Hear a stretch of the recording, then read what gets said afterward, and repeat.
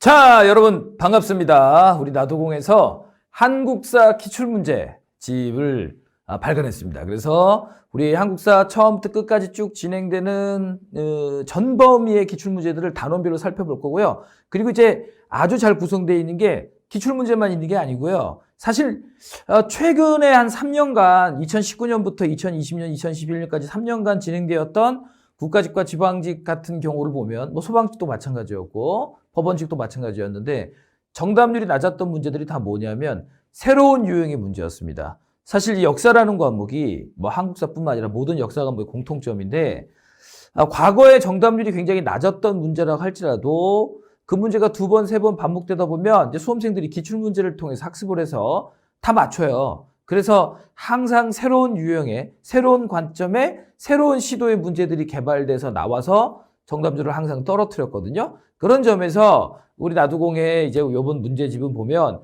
단순히 기출문제지만 씻지 않았어요. 굉장히 실험적인 문제들. 그러나 이것이 어떤 우리가 공부하는 범주를 벗어나는 그런 게 아니고, 충분히 나올 수 있는 그런 가능성이 있지만 아직까지는 좀 많이 언급이 안 됐던 문제들까지 다 포함해서 들어가 있기 때문에 여러분들이 공부하시는데 아주 수월하실 거고요. 또 해설도 아주 잘 되어 있습니다. 책도 아주 이쁘게 잘 나왔고요. 자, 그럼 이제 선사시대부터 들어가 볼게요. 한반도의 선사시대 제1장. 이게 가장 대표적인 유형의 문제 보이시죠? 그러니까 뭐 구석기나 신석기 시대, 청동기 시대, 철기 시대 중에 특히 구석기 시대하고 신석기 시대 문제는요. 이렇게 유적지를 보여주고 물어보는 경우가 굉장히 많아요. 그래서 뭐 상원 거운모루, 연천 정국리, 공주석장리. 이 대표적인 구석기 시대의 유적지죠. 그래서 대표적인 사냥도구로는 이번에 글개, 밀개 등이 있다라는 말이 왜 옳지 않은 거냐면 이 글개와 밀개는 사냥도구가 아닙니다. 뭐 예를 들어 뭐 조리를 하거나 이럴 때 쓰는 도구고요. 사냥도구는요. 제일 유명한 거 주목도끼 있죠. 찌개 이런 것들이 사냥도구예요. 좀 어려운 문제이긴 한데 70만 년 전부터이다. 선지 3번에 전기, 중기, 후기로 구분하였다. 좀 이따 문제 보겠지만 뭐 구석기 시대 전기에는 우리가 공부 다 했잖아요. 구석기 전기에는 주먹도끼 같은 큰 도구, 하나의 도구를 여러 용도로 사용했고 구석기 중기에는 하나의 도구를 하나의 용도로 사용했고 구석기 후기에는 같은 크기의 도구를 여러 개를 제작했다라는 거죠. 그래서 다 맞는 말이고 4번도 아주 중요한 말인 게 무리 중에서 경험이 많고 지혜로운 사람이 지도자가 되었으나 권력을 가지지는 못하였다. 구석기 시대, 신석기 시대가 평등 사회였다고는 하지만 절대 오해하시면 안 되는 게 이때도 역시 지도자는 있어요. 다만 이 지도자라는 개념이 지배자가 아니라는 것만 잘 아시면 돼요. 군림하는 자, 그러니까 불평등한 권력을 갖고 있는 사람들을 우리가 지배자라고 하죠. 그건 청동기 시대부터 시작되는 거죠. 자, 이제 문제 풀면서 본격적으로 가볼까요? 자, go! 1번 문제 보겠습니다. 역사의 의미, 첫 단원에서 우리가 사실로서의 역사, 기록으로서의 역사 공부하죠? 그 부분입니다. 기록으로서의 역사는 객관적인 의미의 역사이다. 옳지 않은 걸 고르는 겁니다. 기록으로서의 역사는 역사가가 거짓말을 지어내면 안 되지만 똑같은 역사적 팩트, 사실에 대해서 그 시대와 관점에 따라서 얼마든지 해석이 달라질 수 있다는 입장이죠. 역사는 현재와 과거의 끊임없는 대화이다. E.H. 카. 그런데 선지 1번에 보면 객관적 의미의 역사라고 했어요. 객관적 의미의 역사는 그런 역사가의 판단을 최대한 배제한 채 있는 사실 그대로만 밝혀내는 거예요. 따라서 여기서 이제 옳지 않은 건 1번이 되겠고요.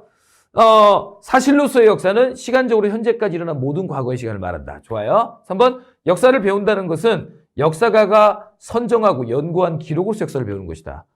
최근에 지금 오늘날 우리나라뿐만 아니라 전 세계적으로 역사가들 대부분은 이 선지 3번의 입장이 있습니다. 왜냐하면 어차피 우리가 과거의 사실을 전부 알 수도 없고요. 그 과거의 사실을 역사가가 취사 선택해서 기록으로 남겨놓은 것을 통해서 우리가 연구를 합니다. 따라서 그 기록 자체, 즉 사료 자체가 이미 주관성이 들어가 있을 수밖에 없죠.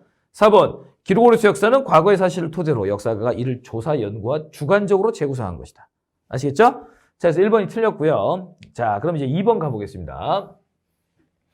사실로서의 역사에 대한 서술로 알맞은 것은 여러분, 사실로서의 역사라는 건 객관적인 사실을 있는 그대로 드러내는 거고 기록으로서의 역사는 어떤 평가나 판단이 들어가는데 아주 간단해요. 다시 기록으로서의 역사는 판단이 들어가면 그게 기록으로서의 역사예요. 한번 볼게요.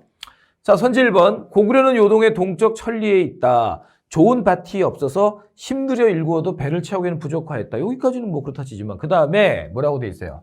이 핵심적인 구절이 있죠. 사람들의 성품은 흉악하고 급해서 노략질하기를 좋아했다.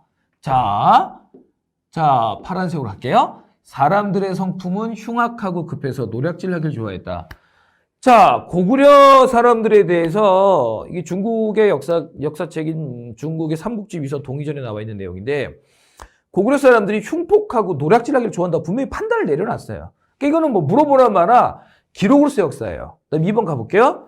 묘청 등이 승리하였다면 조선사가 독립적 진취적으로 진전하였을 것이다. 자, 보세요.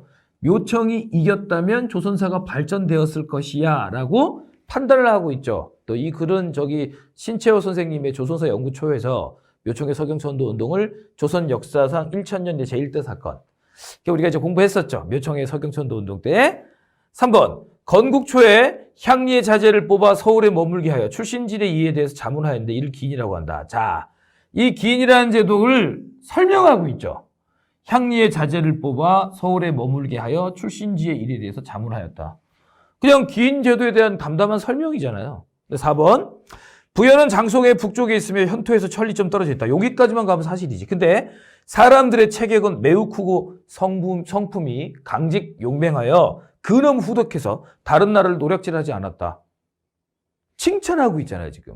그러니까 사실 이게 중국이 이것도 삼국지 위서 동의전 내용인데 중국이 부여하고는 잘 지냈고 고구려하고는 사이가 안 좋아요. 그러니까 사람들이 그럴 수밖에 없는 게 자기한테 손해인 집단에 대해서 부정적인 평가를 낼 수밖에 없죠. 그리고 또 보면 묘청의 서경천도 운동, 독립운동가인 신채호 선생님이 묘청의 운동을 판단하고 있죠. 아, 좋게. 이걸 이렇게 판단 안 하는 학자들도 있어요. 4번도 부여를 높게 평가하고 있고요. 그에 비해 3번은 그냥 기인에 대한 설명이잖아요.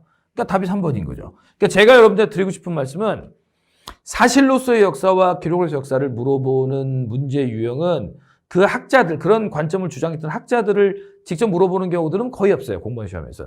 이렇게 사례를 펴놓고 구분을 하는 건데 판단이 들어가면은 기록으로서의 역사, 그리고 그냥 사실을 설명만 하고 있으면 사실로서의 역사로 구분하시면 되겠습니다. 정답은 3번이고요. 자, 여러분 이제 올라가 봅시다. 다음 페이지 내려가 보면요. 3번 문제 보겠습니다. 다음의 역사관의 입장에 따른 역사 연구 방법으로 옳지 않은 것은 역사관은 시대 정신으로부터 자유로워야 된다. 오호. 역사관은 자신을 숨기고 역사적 사실로 하여금 말하게 하라. 이거 레오폴드 폰 랑케가 했던 아주 유명한 말인데 역사는 과학이어야 된다. 따라서 인과관계에 따른 사실의 설명이 가장 중요하다. 본래 역사학과라는 건 원래 따로 존재하지 않았어요. 유럽은 대학의 역사가 굉장히 오래됐죠. 옥스퍼드나 케임브리지 같은 대학들은 벌써 800년, 700년이 되었죠. 볼로냐 대학은 1000년 됐고요. 그런데 대학의 역사학과가 처음 생긴 건 19세기 초예요.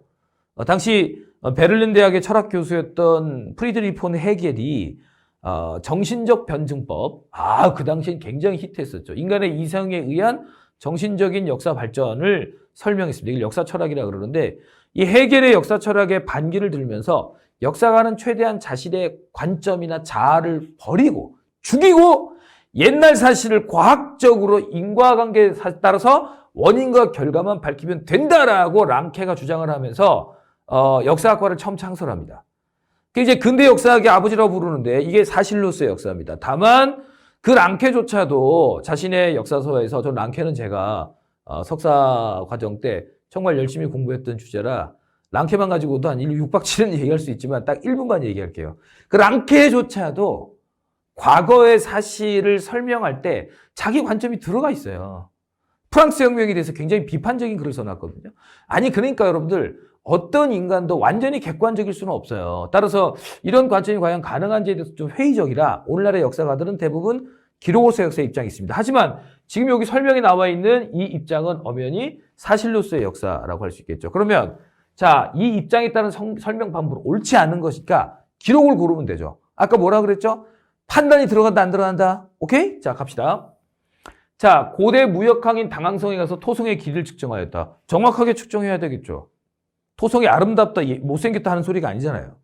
2번, 김부식의 삼국사기에는 불교 관련 기사가 거의 없다. 김부식의 삼국사기에 불교 관련 기사가 거의 없는 이유가 뭘까요? 삼국시대야말로 불교가 발전했던 시대인데 특히 신라나 이런 나라들은.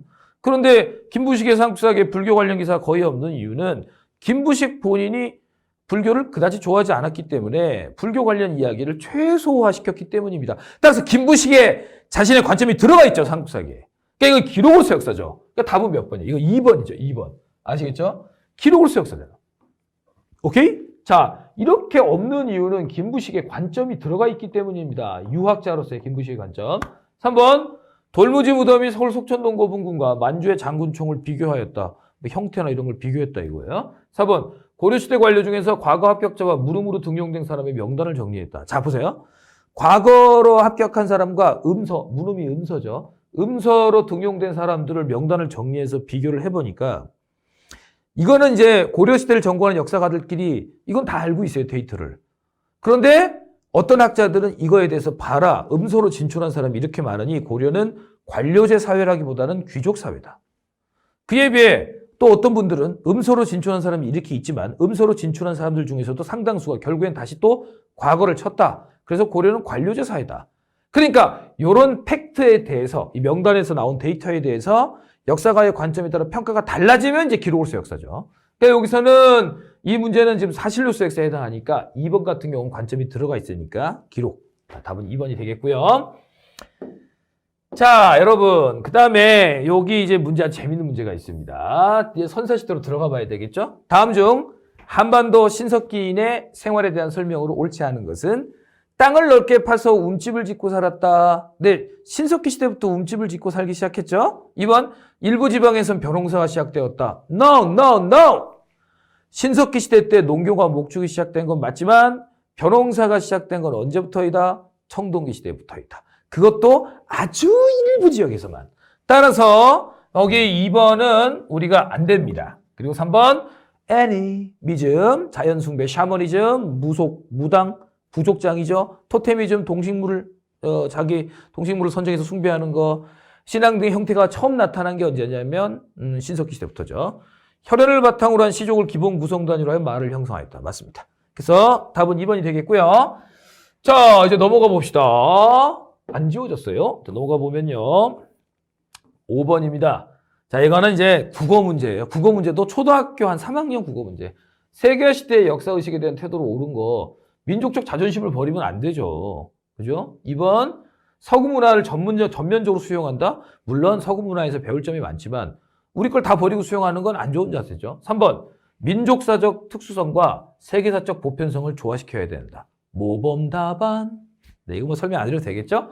4번, 외부 세계의 변화에 민감하게 반응해서 폐쇄적 민족주의에 바탕을 둬야 된다? 이러면 북한 꼴 나는 겁니다. 그래서 답은 3번이고요. 너무 쉬운 문제니까 넘어갈게요. 자, 6번 기출문제. 자, 구석기 시대의 사회 모습에 대한 설명으로 가장 옳지 않은 거. 구석기나 신석기나 모든 사람은 평등했다. 1번 맞고요. 2번, 집터는 대개 움집 자리로 바닥은 원형이나 모서리가 둥근 사각형. 바닥이 원형인 움집은 신석기 시대의 움집입니다. 예. 움집은 구석기 시대는 없어요. 따라서 이거는 신석기 시대 얘기고요. 정답은 2번이 되겠고 옳지 않은 것.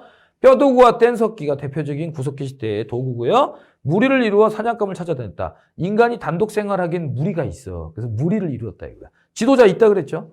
다만 지도자는 지배자는 아니다 이거예요. 답은 2번이고요. 자, 좋습니다. 이제 또 가봅시다. 7번으로 가볼게요. 자, 다음 유물을 통해 알 수 있는 당시의 생활 모습은 주먹도끼, 구석기 전기를 대표하는 사냥도구, 팔맷돌, 승배찌르개, 구석기 후기를 대표하는 도구입니다. 어찌됐든 구석기 시대입니다. 음식물을 조리하거나 저장할 수 있게 되었다. 조리야 구석기인들도 이미 불을 사용할 수 있었기 때문에 조리할 수 있었겠죠. 그러나 저장은 무슨 얼어 죽을 저장입니까? 저장은 토기가 나와야 되는데 토기는 무슨 시대부터 나온다? 신석기 시대부터 나온다는 걸 명심해야 되죠. 오케이? 2번, 옷이나 그물을 만들어 사용했다. 옷이야 짐승의 가죽을 벗겨서 입을 수 있습니다. 그러나 뭐가 잘못됐죠? 그물은 실을 뽑을 수 있어야만 만들 수 있어요. 역시 가락바퀴 같은 게 개발돼야만 될 수 있어요. 가락바퀴 언제 나왔죠? 던킨 도너츠 기본형으로 생긴 가락바퀴 신석기 시대부터 등장하는 거죠. 자, 3번 이삭을 잘라 추수하였다. 이삭을 정교하게 자르기 시작한 건 물론 이제 농경은 신석기부터 시작됐지만 이삭을 정교하게 잘라서 추수하기 시작한 건 거의 뭐 청동기 시대부터예요. 역시 안 되고요. 4번 사냥과 채집을 하면서 생활하였다. 네, 답은 4번이죠. 무난한 문제였고요. 자, 8번 보겠습니다. 8번. 다음 글과 관련 있는 시대의 유물은 한번 읽어볼게요. 한반도와 그 주변 지역에는 약 70만 년 전부터 사람이 살기 시작했다. 처음에는 돌을 거의 그대로 사용하다가 점차 쓰임새에 따라 여러 가지 뗀석기를 만들었다. 더 읽을 것도 없죠. 구석기고 하나만 더 설명드리면 맨 밑에서 두 번째 줄에 막집에 살았다. 그래요. 동굴, 바위 그늘, 막집. 이 막집은 움집이 아니에요. 비만 피하면 막집이에요. 아시겠죠? 자, 그럼 이제 구석기 시대입니다. 구석기 시대 유물로 대표적인 욕이 있다면 2번에 주먹도끼죠. 워낙 유명하죠. 주먹도끼. 거푸집은 금속을 녹일 때 만드는 틀, 붕어빵 틀, 반달돌칼, 청동기 시대의 대표적인 돌 농기구, 청동기. 빗살무늬 토기, 신석기 시대의 토기가 되겠죠. 자, 갑시다. 네, 다음 문제로 가볼게요. 이제 9번 문제입니다. 다음 자료에서 선사시대와 역사시대를 구분하는 중요한 기준. 이 좋은 문제야.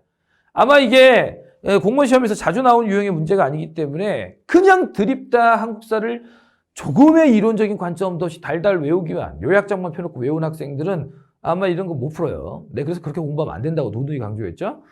자, 이 시기의 사람들은 이전의 식량 채집 생활 단계에서 농경과 목축을 하기 시작하였다. 이로써 인류의 생활은 크게 변화했다. 이후 철기를 사용하게 됨에 따라 농업 생산력이 발전하였고 그때까지의 청동기는 의식용 도구로 변화했다. 한편 철기와 함께 명도전, 오수전, 반량전이 사용되었고 창원 다우리 유적에서는 남단까지 한자가 보급되었다. 여러분, 자 여기 보세요. 선사시대하고 역사시대를 구분하는 기준은 세계사적인 보편성이 있습니다. 그 기준이 뭐냐면 첫째는 청동을 비롯한 금속기를 사용하느냐. 근데 물론 이제 주요 문명 중에 그 잉카 문명 같은 경우는 금속을 거의 쓰지는 않았어요. 하지만 뭐 일반적으로 이렇게 얘기하죠. 그리고 계급이 발생하였느냐. 왜냐하면 계급이 발생해야 국가가 등장할 수 있거든요. 여러분, 국가는 어찌되었든 간에 강제력이 있어야만 국가가 형성돼요. 국가에서 우리가 꼭 하고 싶은 것만 하고 사나요? 그렇지 않습니다. 국가는 강제력이 있어야 되고 강제력은 불평등에서 시작되는 거예요. 지금의 민주국가는 그 강제력을 국민의 합의에 의해서 결정할 뿐이지 기본적으로 국가가 강제력을 가지는 사실은 변함이 없어요. 그러니까 완전히 평등한 사회에서는 강제력이 있을 수가 없어요. 그러니까 계급이 발생하고 불평등이 시작돼야만 국가가 형성되는 겁니다. 자, 그리고 또 하나의 기준이 뭐냐면 국가마다 주요 고대 문명마다 조금씩 차이는 있지만 문자, 문자를 사용했다는 거. 언어야 옛날부터 우리가 썼죠. 우리 원시인 때부터. 근데 글자를 사용했다는 거. 뭐 이런 것들이 선사시대와 역사시대, 히스토리와 프리히스토리의 구분점이 됩니다. 그러면 여기 보시면 식량 채집이야 구석기부터 했고요. 농경과 목축도 신석기 시대에 농경과 목축이 시작됐잖아요. 근데 우리가 신석기 시대를 역사시대로 하지 않거든요. 그리고 명도전, 오수정, 반량전은 돈인데요. 중국 돈인데 자, 상당히 많은 문명 지역에서는 돈이 문명이 시작됐음에도 불구하고 사용이 안 된 지역들도 있어요. 근데 여기 보면 뭐가 나와 있죠? 한자. 그렇죠. 글자, 문자. 그렇죠. 네. 그러니까 선사와 역사를 구분하는 기준, 청동기 같은 금속의 사용, 계급과 국가의 발생, 한자. 답은 4번이 되는 거죠. 물론 여러 문명 사회에서 글자가 발명이 안 된 사회들도 있긴 있습니다만 일반적이고 보편적인 유형을 좀 설명드리는 겁니다. 아시겠죠? 답은 4번이고요. 자, 다음 문제. 1960년대 전반 남북한에서 각기 조사 발굴되어 한국사에서 구석기 시대의 존재를 확인시켜준 유적. 여러분, 이 동아시아의 구석기 유적 발굴은 상당히 좀 시간이 늦어요. 그러니까 유럽 같은 경우는 꽤 옛날부터 구석기 유적이 발굴이 활발히 됐었는데 한반도에서도 구석기 유적이 상당히 늦게 발견되거든요. 남한에서는 공주 석장리, 그리고 북한에서는 한북 웅기 굴포리가 가장 옛날의 구석기 유적이라는 게 아니고 가장 오래전에 발견된 구석기 유적이에요. 그래서 여기 보시면 2번에 공주 석장리 그리고 웅기 굴포리, 요게 구석기 유적은 그렇게 많지는 않기 때문에 각 구석기 유적의 특징들을 물어보는 경우가 과거엔 좀 있었어요. 그래서 우리 교재에서도 이론서에서도 주요 유적들을 이제 구분해서 이 유적지의 특징, 예를 들어 뭐 흥수하이, 청원 두루봉동굴 이런 식으로 구분돼 있죠. 그런 것 중에 하나가 이런 문제입니다. 그러니까 가장 옛날 구석기 시대의 유적이 아니고 구석기 유적 중에 가장 늦게 가장 옛날에 발견한 유적지. 알겠죠? 공주석장이 웅기 굴포리가 되겠습니다. 그리고 연천 정궁리도 따로 나올 때가 있죠. 아주 유명하죠. 뭐 주먹도끼. 이게 최초로 발견된 곳이죠. 이 구석기 유적지가 슬슬 나오기 시작하자 이번에는 또 서양 쪽 고고학자들이 야, 동양에는 주목도끼가 안 나오는데 이게 아슐리안 문화라 그러는데 주목도끼가 그나마 도낀 개긴이긴 하지만 구석기 시대 전기의 도구 중에서는 제일 예쁘고 제일 세련된 도구거든요. 근데 그게 1970년대에 경기도 연천 전국리에서 우르르 나왔고 그 이후에는 뭐 우리나라 중국에서 주목도끼 상당히 나왔습니다. 참고로 일본은 지금도 구석기 유적이 정확하게 아직 안 나오고 있어요. 아마 구석기 시대에는 인류가 살지 않았을 수도 있겠다 싶은데 저 이해가 안 되는 건 구석기 시대는 빙하기였기 때문에 일본과 아시아 대륙이 연결돼 있었거든요. 분명히 사람이 살았을 것 같은데 뭐 언젠간 발견되겠죠? 자, 이렇게 되겠고요. 다음 문제 갑니다. 이제 11번입니다. 다음 지역에서 발견된 유적을 통해 알 수 있는 당시 사람들의 생활 모습. 연천정옥리, 단양, 수양계, 검은모로 동굴, 구석기니까 이제 빨리 가볼까요? 답은 몇 번이다? 3번이다. 동굴이나 바위 그늘에서 살았다. 이해되시죠? 답은 3번이 되겠고요. 자, 12번. 이 시기 사람들은 농경과 목축 생활을 하면서 정착 생활이 가능해졌고 이로 인해 인류 문화는 비약적으로 발전했다. 여러분, 농경과 목축 생활을 하면서 인류는 채집 경제에서 합니다. 있던 걸 기존에 존재하는 자연물을 소비만 하는 채집 경제에서 새로운 것을 생산할 수 있는 생산 경제로 바뀌게 되었고요. 네, 그리고 뭐 같냐면 정착 생활이 가능해졌다라는 겁니다. 농경과 목축을 하게 되면서 인류는 정착 생활을 하게 됐고 채집 경제, 생산 경제로 발전되게 됐다. 우리가 그래서 이거를 신석기 혁명 혹은 무슨 혁명이라고 그러냐면 농업 혁명이라고 합니다. 엘빈 토플러라고 들어보셨습니까? 네, 제3의 물결. 엘빈 토플러가 제1의 물결 신석기 혁명, 농업 혁명, 제2의 물결 산업 혁명, 제3의 물결 정보화 혁명 뭐 이렇게 얘기한 적이 있었는데 제1의 혁명, 제2의 혁명이 바로 하나가 신석기 혁명, 농업 혁명이고 또 하나가 산업 혁명이에요. 이건 뭐 예전부터 많이 썼던 말들입니다. 자, 그러면 신석기 시대니까요. 요게 좀 문제가 재밌는 게 3번에 신분제 같은 불평등은 무조건 청동시대부터라 그랬죠.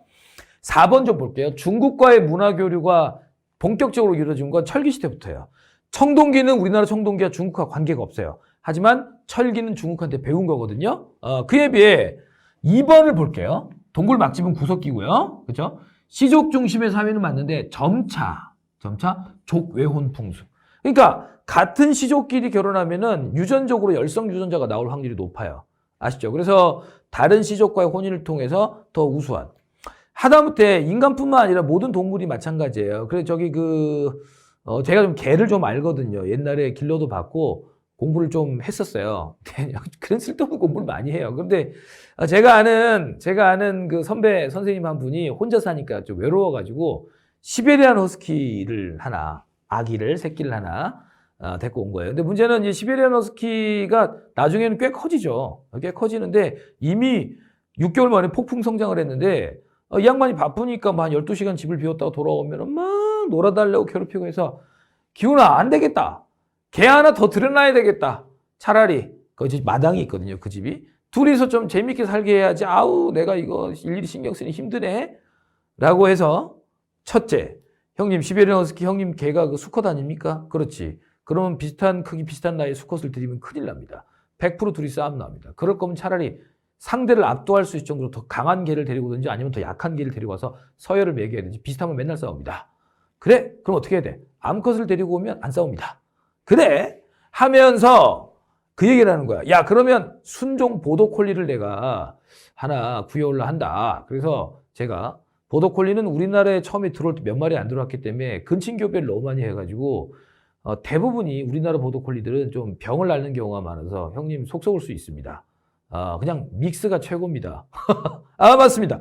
커피도 믹스가 제일 맛있고, 그리고 이 사람도 다양한 형태의 유전 형질을 가진 다른 시족과의 혼인들을 통해서 훨씬 더 튼튼하고 건강한 몸이 나오죠. 같은 시족끼리 결혼하면 유전적으로 여러 가지 문제가 생길 수 있어요. 그거를 이제 본능적으로 알게 된 거죠. 그러니까 물론 이제 모든 사회가 어떤 문명권마다 다 그런 건 아닌데 우리나라 같은 경우는 이미 신석기 시대부터 족외혼의 풍습이 나타났다. 선생님, 제가 알기로는 그 신라 시대 왕들 보면은 말이에요. 신라 왕들 보면은 막 자기들 조카랑 결혼하고 하던데요. 그거는 전 세계 어디든 고대 사회에서는 특수한 귀족 세력들은 자신들의 혈통을 유지하기 위해서 그걸 감수하고서 그렇게 근친혼을 하는 거고요. 보통 사람들은 그렇게 할 이유가 없죠.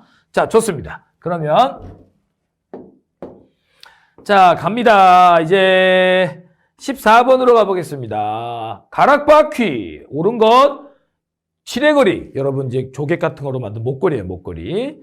자, 조개 껍데기. 하여간, 여러분, 조개 껍데기 나오고, 가락바퀴 나오고, 칠해거리 나오면 무조건 신석기 시대입니다. 물론 가락바퀴는 그 뒤에도 청동기, 철기 시대, 삼국시대도 썼기 때문에 가락바퀴만 가지고 풀 수는 없지만, 여기 칠해거리하고 조개 껍데기. 조개 나오면 무조건 신석기예요. 신석기인들이 주로 강가나 바닷가에 살았죠. 최대 그 영양 섭취, 단백질은 주로 조개잡이로 섭취했단 말이야. 그러면 신석기로 가야 되겠죠. 붓은 철기, 2번에 고인돌은 청동기, 3번 네, 조, 피 등을 재배하는 농경이 시작되었다. 만약에 시작되었다. 좋아요. 신석기인데 만약에 벼농사가 나오면 이건 안 된다고 제가 아까 말씀드렸죠. 벼농사는 신석기 시대 한 적이 없다. 자, 반량전, 오수정 등의 중국 화폐가 사용되었다. 철기. 답은 3번이고요.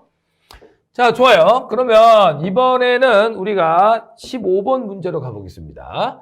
지방직 9급 기출문제입니다. 한반도 선사시대에 대한 설명을 옳지 않은 것. 구석기 시대 전기에는 주먹도끼와 순배찌르기가 사용되었다. 아까 제가 처음에 문제 풀 때 그 말씀드렸죠. 구석기 전기를 대표하는 도구가 주먹도끼라면 특정한 도구는 이 두 개 알면 돼요. 시기 구분용으로. 자, 주먹도끼는 구석기 전기를 대표하는 도구고요. 순배찌르기는 구석기 후기를 대표하는 도구고 잔석기입니다. 요만한 도구에 나무 같은 거 이어서 썼단 말이에요. 그래서 순배찌르기는 잔석기, 구석기 후기. 그러니까 이건 1번이 바로 틀렸네. 자, 2번 신석기 시대 움집은 원형이나 모서리가 둥근 사각형. 나는 이거 볼 때마다 제일 이해가 안 돼. 모서리가 둥근 사각형이 어디 있어요? 말 자체가 모순이긴 하지만 그 사각형인데 약간 끝 지점이 동글동글한 사각형이라는 모순된 언어긴 하지만 그렇게 이해해 주세요. 그러니까 동글동글하면 신석기 시대 움집, 네모나면 청동기 시대 움집. 자, 조개를 많이 먹었다. 그리고 청동기 시대 유물, 비파형 동건, 붉은 간토기, 반달돌칼, 홈자기. 이 반달돌칼 청동기 시대의 대표적인 농기구입니다. 전 세계 어디에도 청동기 농기구는 거의 나타나지 않아요. 물론 이제 멕시코 아스테카 문명이나 이런 데서는 청동제 농기구가 나오는 것도 있습니다만 거의 예외가 없습니다. 그래서 석기를 썼는데요. 다만 이 반달돌칼은 신석기 시대에는 없었던 농기구입니다. 아시겠죠? 답은 1번이고요. 자, 그 다음에 16번 갑니다. 다음의 사실이 처음 발생했을 때의 모습으로 오른 것. 태양과 물을 숭배. 애니미즘. 곰과 호랑이 숭배. 토테미즘. 조상경은 샤머니즘. 신석기 시대에 처음 등장했다 그랬죠. 그럼 신석기 시대에 해당되는 거. 신석기를 대표하는 토기. 무슨 토기? 빗살무늬 토기. 답은 2번. 자, 다음 17번. 자, 시족별로 20-30명씩 무리를 이루어 생활했고 공동노동, 공동구배, 공동체적인 삶을 영위했다. 이게 언뜻 보면 구석기 시대 같잖아요. 근데 여러분 이 시족이라든지 또 일부 신석기 시대 지역에서는 부족도 나타날 수도 있어요. 그러니까 시족이나 부족 단위가 나오고 그 다음에 평등한 사회라고 하면 신석기 시대로 가야 돼요. 알겠죠? 구석기 시대에도 무리를 지어 살았지만 이걸 시족 단위라는 표현을 쓰지 않습니다. 이 용어 자체가 이제 학문적인 용어이기 때문에 쉽게 이해하시면 됩니다. 그럼 신석기 시대인데 뼈바늘로 옷을 지어 입었다. 자, 여기 보면 너무 쉬운 게요. 바로 1번이죠. 가락바퀴와 뼈바늘로 실을 만들어서 옷을 지어 입거나 그물을 만들거나. 2번은요. 자, 여기 중요한 말 나옵니다. 잉여 생산물. 생산력이 발전돼서 남는 생산물이 등장하면 요거를 독점하는 세력이 등장하고 잉여 생산물의 축적이 뭐로 했나? 계급의 분할로 가게 되는 겁니다. 도대체 불평등은 왜 생기는 것인가? 이 생산력이 발전해서 잉여 생산물이 등장하자 불평등이 발생하죠. 3번 야산이나 구릉은 청동기 시대의 대표적인 거주지고요. 신석기 시대는 큰 강가나 바닷가. 그러니까 우리가 어디 살고 있냐에 따라서 그 사람의 직업을 알 수 있죠. 큰 강가나 바닷가에 살았다는 건 이 사람들이 주로 조개잡이나 물고기 잡이를 많이 했다는 걸 알 수 있고 야산이나 구릉은요. 농경이 중심이 됐다는 걸 역설적으로 보여줘요. 우리나라나 중국은 여름에 비가 왕창 내리기 때문에 큰 강 바로 옆은 강물이 너무 넘쳐가지고요. 오히려 이걸 개간하기 전까지는 갈대밭이었어요. 갈대밭. 따라서 조금 떨어지고 물은 흐르되 조금 작은 물이 흐르는 데서 주로 농사를 짓고 살았다. 청동기 시대에는. 반달돌칼 홈자기. 반달돌칼 청동기 시대 농기구죠. 자, 좋아요. 갑시다. 고. 자, 그다음에 18번입니다. 미추친 이 시대의 사회 모습으로 오른 것. 황해도 봉산 집단위와 평양 남경에서 좁쌀이 나왔대. 좁쌀은 쌀이 아니죠. 조죠, 조. 그죠? 그리고 더 중요한 말이 나오는 게 농경의 발달로 수렵과 어로가 경제생활에서 차지하는 비중이 줄어들기 시작하였지만, 여기 체크해 볼게요. 하였지만 여전히 식량을 얻는 중요한 수단이었다. 뭐가요? 수렵과 어로가. 네. 그러니까 여러분, 신석기 시대에 농경이 시작됐다고 해서 농업이 중심 산업이 됐다고 생각하면 큰일 납니다. 우리나라는 그 토양의 생산력이 그렇게 되게 좋은 나라가 아니기 때문에 신석기 시대 기술력으로는 농경만 가지고는 살 수 없어요. 그러니까 농업은 부업이고요. 그리고 주업은 여전히 물고기 잡이나 사냥 채집이었다라고 이해하셔야 돼요. 자, 그러니까 이게 신석기 시대의 모습이란 말이에요. 따라서 이게 이제 좀 겹치죠. 1번은 사유재산이 나오면 불평등의 시작이니까 청동기. 2번, 자 보세요. 환호를 둘렀다. 와, 이 환호가 아니잖아요. 도랑, 방어시설. 전쟁이 시작되니까 도랑을 파지. 그러면 청동기 시대부터인 거지. 방어시설, 목책이라든지, 자, 앞서 볼게요. 목책이라든지 환호 같은 방어시설이 나오면 전쟁이 시작됐다는 거고 청동기 시대부터라고 이해하셔야 돼요. 자, 요거. 예전에 그 몇 년 전에 나왔던 문제 선지죠. 흑요석의 출토 사례로 보아 원거리 교류나 교역이 있었음을 알 수 있다. 여러분, 흑요석이라는 게 화산지대에서만 나오는 돌입니다. 그러니까 우리나라에서는 저 백두산 일대나 아니면 바다 건너 일본 큐슈. 근데 강원도 양구 상무룡이라든지 또 여러 유적에서 구석기 신석기 유적에서 또 부산 동삼동 신석기 유적 같은 데서 흑요석이 나와요. 이거는 뭐냐? 원거리. 멀리 있는 지역하고 교류했다는 걸 알 수 있죠. 아니면 거기 있던 사람들이 이주를 할 수도 있고. 왜냐면 거기는 그런 돌이 없거든요. 그러니까 요거 신석기, 심지어는 요 선지는 구석기로 갖다 붙여도 돼요. 강원도 양구 상무룡지, 거긴 군대밖에 없어요. 화산지대가 없단 말이에요. 근데 거기서 나온 구석기 유적에서도 흑요석이 나왔어요. 답은 3번이고요. 4번, 집자리가 여러분 신석기 시대 집도 움집이고 청동기 시대 집도 움집이고 심지어는 삼국시대까지도 민중들은 주로 움집에 살았어요. 다만 우리가 삼국시대 움집의 형태는 배우지 않아요. 다만 신석기 시대의 움집은요, 발굴을 해보면, 제가 발굴은 2년 넘게 했던 사람이죠. 원래 고고학연구소로 갈까 국립대 교직원으로 갈까 고민하다가 국립대 교직원을 선택했었거든요. 공무원, 네, 별정직을. 고고학연구소는 정규직이었는데 공부를 계속 더 하고 싶어서 국립대 교직원을 선택했었는데 예전엔 좀 후회할 때도 있었어요. 네, 왜냐하면 그게 되게 안정적인 직장이고 이 고고학 발굴도 하면서 수당도 따로 붙거든요. 6급 공무원 대우로 들어가는 건데 그때는 젊을 때라 좀 철이 없어서 계속 공부를 해서 교수가 되고 싶었거든요. 뭐 어찌됐든 지금은 이제 막 학원 강사로 돈도 많이 벌고 해서 후회는 없습니다만 그때 그런 일이 있었는데 왜 저를 교수님이 글로 이제 그 추천을 계속 했었냐면 그 우리 학교에서 발굴 경험이 제가 제일 많았거든요. 좀 직접 찾아가서 발굴도 하고 뭐 2년 넘게 발굴을 해봤는데 이게 발굴을 해보면요. 정말 신석기 시대 유적지 발굴은 좀 재미가 없어. 왜냐하면 움집이나 이런 집자리도 다 똑같고요. 뭐 규모의 차이도 없어요. 이거 보시면 주거용만 나오면 신석기 시대예요. 근데 여기 추가로 뭐 창고니 작업장이니 뭐 집회소니 공공의식장소. 그러니까 우리도 마찬가지잖아요. 서울특별시든 인천광역시든 집만 있는 게 아니잖아요. 네, 체육관도 있고 극장도 있고 마트도 있는 거잖아요. 이런 다양한 형태가 나타나기 시작한 건 언제부터다? 청동시대부터이다. 그러니까 만약에 시험 문제에서 역으로 집자리는 주거용 흔적만 나왔다 하면 신석기 시대, 주거용 이외에도 다양한 게 나왔다면 청동기 시대가 되겠습니다. 답은 3번이고요. 자, 다음에 갑시다.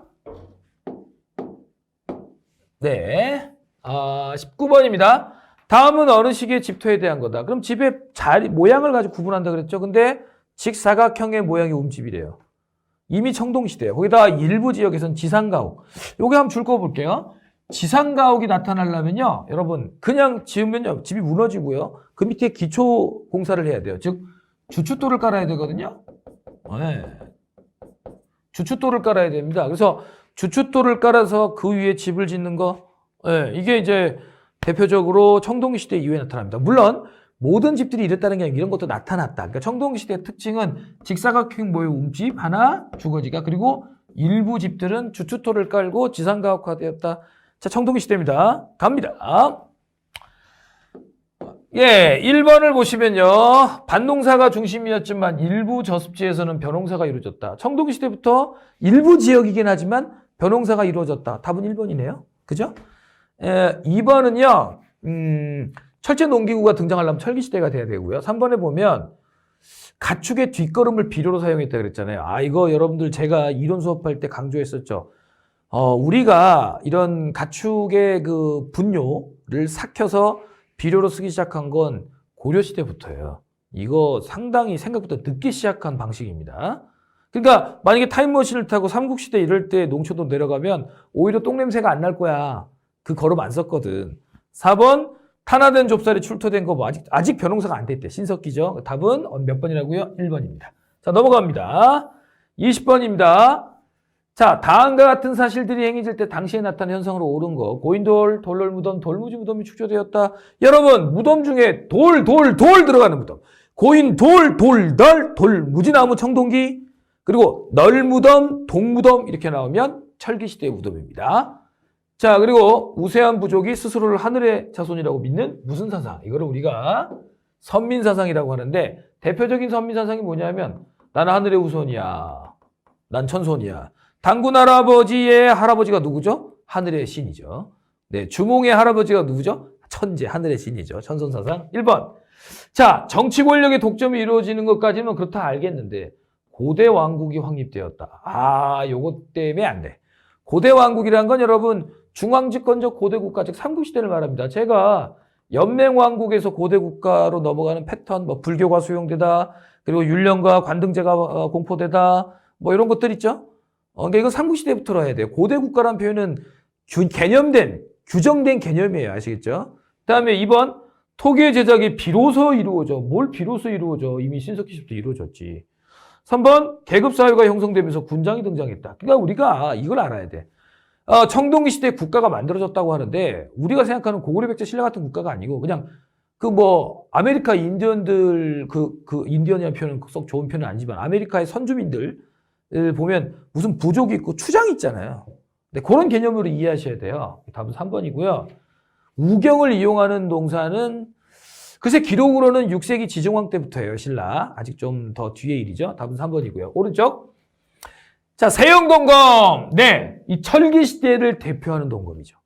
철기시대의 동검을 이제 뽀다구용으로, 의뢰용으로 썼죠. 그 다음에 위만 본격적으로 철기를 우리나라에 가지고 온 사람이지. 온돌, 잔무늬. 역시 철기시대에 맞들어진 대표적인 청동거울이죠. 그럼 철기시대로 가야 돼요. 그럼 이 얘기는 뭐냐면 철기시대도 무르익게 되면 나중에 이 청동 동검 같은 거 만들지 않는데 초기 철기시대. 그러니까 여기 답이 3번이죠. 청동기시대 후반기부터 초기 철기시대의 모습. 세형 동검과 잔무늬 거울은 뭐 또 비파형 동검이나 거친 무늬 거울이 청동기를 대표하는 청동기라면 세형 동검과 잔무늬 거울은 정확히 개념하면 초기 철기시대 때를 대표하는 의식용 청동기이다. 이렇게 이해하시면 되겠습니다. 자, 좋습니다. 그 다음에 23번으로 아이고야, 이게 제가 21번을 땡겨 넣어보세요. 21번 할게요. 우리나라 청동기 시대에 계급이 발생에 된 근본적인 원인. 이거는 여러분 우리나라뿐만 아니라 전 세계 어디나 마찬가지인데 청동기 시대에 계급이 발생하게 된 가장 근본적인 원인은요. 또 한 번 얘기하죠. 잉여. 모든 것의 시작은 이겁니다. 만약에 주민이 100명이 있는데 100명이 먹을 음식도 없어. 그러면 여기는 완전 평등사회야. 100명이 있는데 생산량이 200명 분량의 생산량이 발생하잖아요. 그러면 이게 공평히 나눠지는 게 아니고 권력을 가진 자들이 그거를 독점하게 돼요. 이렇게 독점을 하게 되면 재화의 격차가 발생하고 빈부격차와 계급격차가 더 심해지죠. 그러니까 모든 원인은 잉여 생산물의 발전. 참 이게 비극적인 거지만 그렇죠. 생산력이 발전하고 잉여가 발생하면 오히려 그것 때문에 불평등이 시작돼요. 자, 여러분. 세계에서 많은 석유를 생산하는 국가 중에 브루나이라는 나라가 있습니다. 동남아시아에 있는 국가인데 브루나이는 국왕의 재산이 30조입니다. 볼키아 국왕인데요. 재산이 3조고 자동차를 3,000대를 갖고 있고 개인용 비행기를 60대를 갖고 있습니다. 그런데 거기 있는 인구 중에 한 절반 정도의 인구는요. 단지 말레이계가 아니라는 이유로 오랫동안 거기 살고 있었지만 국적을 주지 않고 굉장히 가난과 핍박 속에 살고 있습니다. 카타르도 마찬가지죠. 그러니까 아무리 재화가 펑펑 이게 쏟아져도 돈 되는 석유가 쏟아져도 이거를 특정한 세력이 독점하게 되면 뭐 보통 사람들은 오히려 격차가 더 벌어지게 되고 그리고 돈을 더 독점하게 되니까 이걸 계속 권력을 유지할 수 있죠. 세상 사람들이 이렇게 못됐다니까. 그러니까 노르웨이 같은 나라가 대단한 게 이게 이제 근대 이후의 현상인데 노르웨이가 지금 세계에서 제일 잘 산 나라 중에 하나인데 석유가 쏟아져 나오자 이것을 특정한 대기업들이나 특정한 세력이 독점하지 못하게 하려고 전부 국가가 운영합니다. 그리고 거기 나와 있는 모든 원유에서 나오는 자산을 모든 국민에게 똑같이 나눠줍니다. 근데 이거는 이제 특수한 경우고요. 대체로 새로운 재화가 발굴되고 잉여 생산물이 발생하면 오히려 그걸 독점하는 세력이 불평등을 심화시키고 그것 때문에 불평등이 또 더 심해지게 되는 거죠. 예, 답은 2번이고요. 자, 그리고 아까 보셨던 22번 했고요. 23번 가볼게요. 암사동 선사 유적지를 물어봤어요. 암사동은 신석기 시대의 대표적인 유적지이죠. 그래서 관계가 없는 거 빗살무늬 토기 신석기를 대표하는 토기고요. 농경 생활이 시작됐지만 아까도 얘기했지만 여전히 수렵이 의존하였다. 움집의 규모는 크지 않아요. 4명 정도 사는 규모. 원룸이에요. 집터는 직사각형이다. 지상강으로 나타난다. 무조건 청동기 시대부터라고 그랬죠. 답은 4번이죠. 네, 좋아요. 자, 24번입니다. 청동기에 대한 설명으로 옳은 거. 부족은 혈연을 바탕으로 한 시족을 기반으로 단위로 하였다. 움집의 구조는 장방에서 둥근 모양으로 표현했다. 둥근 모양에서 장방. 장방이라는 표현을 일부러 써줬어요. 여기 출제자가. 왜냐하면 정말 잘 만든 겁니다. 직사각형이라는 표현을 굳이 장방형이라고 표현하는 게 출제를 하실 때도 있어요. 그러니까 우리가 이런 단어들을 문제풀을 통해서 훈련을 해봐야 되죠. 직사각형이라는 뜻이죠. 3번. 청동으로 된 도끼 등의 공구가 출토되었지만 농기구는 발견되지 않았다. 청동기 농기구는 없다 그랬죠. 그럼 이제 답은 3번이네요. 근데 선생님 일단 좀 이따가 4번 이거는 이제 구석기 시대 유적지예요. 1번은 왜 안 됩니까? 1번도 옳은 거 아닙니까? 하실 수 있겠지만 시족을 기본 구성 단위로 하는 부족이 형성된 건 신석기 시대부터. 그리고 이 부족을 기반으로 국가가 형성된 게 청동기 시대. 아시겠죠? 그래서 틀렸고요. 답은 3번이 되겠습니다. 아무튼 청동기 농기구는 없어. 우리나라엔. 25번. 우리나라의 초기 철기 시대상으로 옳지 않은 것. 청동기 문화가 더욱 발달하여 잔무늬 거울 등이 제작되었다. 말씀드렸죠? 민무늬 토기 외에 덧띠 토기, 검은간 토기. 그러니까 이제 시험 문제에서 청동기 시대를 대표하는 토기랑 철기 시대를 대표하는 토기를 구분하기는 어려울 거예요. 왜냐하면 철기 시대가 돼도 청동기 시대에 개발되었던 민무늬 토기나 미소니시 토기 등을 계속 써요. 심지어 삼국 시대까지 썼거든요. 그래서 하여간 청동기 철기 시대에 나온 토기들을 아시면 돼요. 자, 원형의 송국령 주거지. 여러분, 송국리는 부여 송국 유적은 우리나라에서 제일 유명한 청동기 시대 유적이에요. 근데 초기 철기라 그랬잖아요. 그러니까 3번이 안 되는 거죠. 그리고 원형도 아니죠. 장방형, 직사각형이 돼야지. 그래서 다 틀린 얘기고요. 제가 얘기했죠? 철기는 우리가 중국한테 배웠다. 중국 애들이 철기만 전해주진 않았겠죠? 명도전, 반량전 같은 중국 돈도 들어왔다. 사천 늑도라든지 이런 남해안의 유적지에서 많이 나옵니다. 그래서 옳지 않은 것은 3번이 되겠고요. 자, 26번으로 가보면요. 우리나라의 청동기 문화에 대한 설명은 옳지 않은 것. 청동기 시대에는 농경 문화가 이전 시대부터 발달했으며 이는 청동제 농기구의 보급에 따른 것이다. 아니라니까. 청동기 농기구 없다 그랬죠? 옳지 않은 거 1번이고 나머지는 앞에서부터 계속 얘기했던 부분들이고요. 다음에 27번 보겠습니다. 고인돌을 많이 만들던 시대. 우리나라의 대표적인 고인돌들은 대부분 청동기 시대에 만들어진 겁니다. 그러면 제천 창내와 암사동은 이건 구석기, 이건 신석기 유적기죠. 답은 1번이죠. 옳지 않은 거. 그리고 2번 계급이 분화되고 지배자 등장, 반달, 돌칼, 민무늬 토기. 다 맞는 말이고요. 이 고인돌은 우리나라에 15,000개 이상이 있습니다. 그러니까 이 고인돌 사실 이 고인돌 가지고 이 15,000개가 다 지배자의 무덤이라면 청동기 시대야말로 무슨 유토피아지. 인구가 얼마나 됐을 거라고. 대부분의 고인돌은 제 손가락 이 팔 길이만 합니다. 이런 데는 저 같은 듣보잡이 죽는 거고요. 이런 큰 고인돌들, 강화도에 가면 막 우리 스튜디오보다 더 큰 고인들 있죠. 이런 건 뭐 여러분 적어도 저 문재인이는 그런데 묻혀야 되지 않겠습니까? 허허. 말하도 마. 나 이명박이야. 이런 높은 분들이 묻히는 무덤. 즉 고인돌의 크기 차이가 불평등을 상징한다라는 것이죠. 자, 어찌됐든 답은 1번이고요. 여기 보세요. 얼마나 큽니까? 이게 바둑판식 고인돌, 남박식 고인돌, 여기 탁자식 고인돌, 북방식 고인돌이 되겠죠.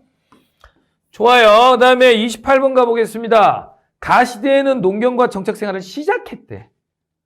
그러면 이건 뭐야? 신석기 시대죠. 그러면 애니미즘, 토테미즘, 샤머니즘 나오고요. 그러면 가락바퀴를 사용하였다. 답은 3번이고요. 다음에 이제 28번 보셨고요. 그 다음에 29번으로 가봅니다. 기원전 4세기. 여러분 기원전 4세기가 어떤 시기냐면 한번 써볼게요. 기원전 4세기는 이때 철기가 처음 들어올 때예요. 철기 시대가 시작될 때 얘기예요. 그래서 선지 1번처럼 철기가 보급되고 철제 무기와 철제 연모가 만들어지고 청동기는 세형동공과 잔문이골처럼 의식용 도구가 되었다. 맞고요. 명도정, 반량정, 오수정 같은 것이 출토되고요. 청동기 때 사용되었던, 잘 보세요, 3번. 이 시기 유적에서는 청동기 때 사용되었던 세형동검 잔문이 거울은 발견되지 않았다? 무슨 소리야? 세형동검과 잔문이 거울이 철기 시대 때 발명된 의식용 청동기라니까요. 그러니까 이런 이제 말장난을 조심하셔야 되죠. 3번이고 4번 설명 잘 돼 있죠. 민문이 토기 그대로 씁니다. 거기에 새롭게 이런 토기들이 추가되는 거죠. 다음 3번이고요. 30번. 철기가 보급됨에 따라 나타나는 현상을 옳지 않은 것. 철제 무기와 농기구의 사용으로 청동기는 자치를 갖추었다. 이런 거 아니라고 여러 번 말씀드렸죠. 자, 좋아요. 이 정도로 스토킹 수준으로 이 부분 핵심적인 이 오류를 함정을 봤으니까 이제 안 틀리실 수 있죠. 31번입니다. 2개 남았는데 어떤 사람이 주택 공사를 하려고 집터를 공사하다가 큰 돌이 나서 더 깊이 파봤더니 괸돌, 주춧돌이 새겨져 있다. 세워져 있었다. 4개의 판석 형태. 우리나라의 남부지방에서는 고운 흙으로 만든 붉은 간토기가 발견되었다. 청동기 시대 이후의 모습이죠. 네, 청동기 시대 대표적인 토기가 민무늬 토기, 덧띠 토기, 붉은 간토기, 나중에 철기 시대로 하면 검은 간토기, 또 청동기의 미송리시 토기 같은 게 있단 말이에요. 자, 그러면 청동기 시대와 관련된 유물은 네, 반달돌칼 이것밖에 없죠. 네, 아이고 커져버렸어요. 반달돌칼 이것밖에 없죠. 네, 네 그렇죠. 너무 작게 했네요. 일단 여러분 32번 가볼게요. 이게요, 이게 되게 좋아요. 네, 제가 다시 늘려놨습니다. 32번. 청동기와 철기 시대의 생활에 대한 설명을 옳지 않은 거. 집터의 형태는 대체로 직사각형이며 움집은 점차 지삼각으로 바뀌었다. 얘기했고요. 정착 생활의 규모가 확대되었고 3번. 돌로 만든 농기구 위에 또 나왔어. 청동으로 만든 농기구 없다니까요. 그래서 옳지 않은 건 답은 3번이 되겠습니다. 자, 여러분 이렇게 해서 우리 선사시대 할 만한 건 다 봤고요. 다음 주제에서는 뭘 볼까요? 고조선과 부고 옥동상 관련 문제들 살펴보도록 할게요. 여러분들 수고 많으셨습니다.